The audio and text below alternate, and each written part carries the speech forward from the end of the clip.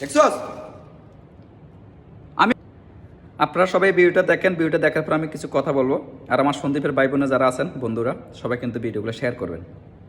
দেখেন, শুনুন তাহলে। ফেরিঘাটের জন্য বরাদ্দ চাওয়া হয়েছে। হাতিয়া থেকে হাতিয়ার জন্য একটা ফেরি, সন্দীপের জন্য একটা ফেরি, বোলার জন্য একটা ফেরি।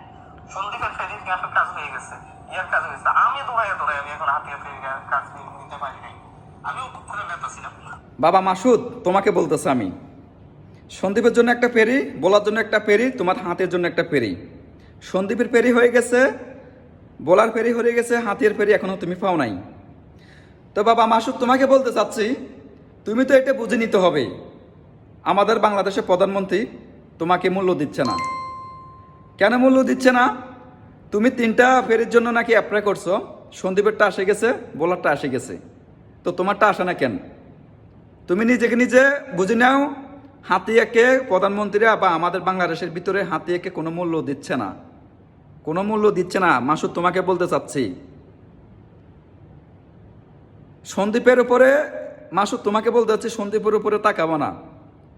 আমি মাসুদ তোমাকে কথা দিছি, সন্দীপের উপর তাকাবা না, যে চোখ দিয়ে তাকাবা, চোখ কিন্তু সন্দীপের পোলাপাইন শেষ করে দিবে।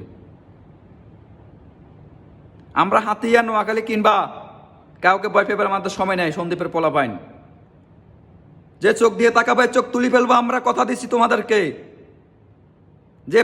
যে তোমরা আমাদের সন্দীপের দিকে তাকাচ্ছ, বাসনচরের দিকে, আমরা বাসনচর দখল করে নিব ইনশাল্লাহ। তুমি বুঝে নিতে পারো না? তুমি 3টা ফেরির জন্য অ্যাপ্লাই করছো, নোয়াখালী সন্দীপে ফেরি আসি গেছে, বোলা ফেরি আসি গেছে, তোমাদের হাতিতে কেন ফেরি দেয় নাই?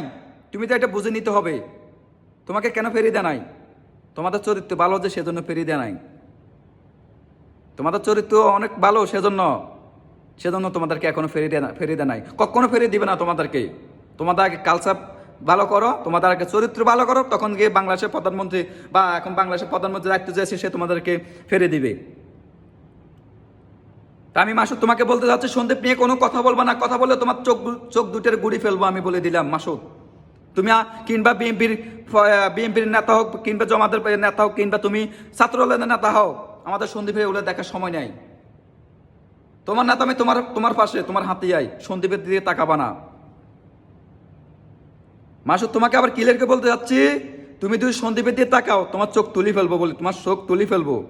খবরদার সন্দীপের দিকে 2 চোখে তাকাবা না। শুধু তুমি না, কিংবা নোয়াখালী কিংবা হাতিয়া, যদি আমাদের সন্দীপের দিকে তাকাও, চোখ ওগুলো তুলি ফেলবো। তুমি তো নিজে নিজের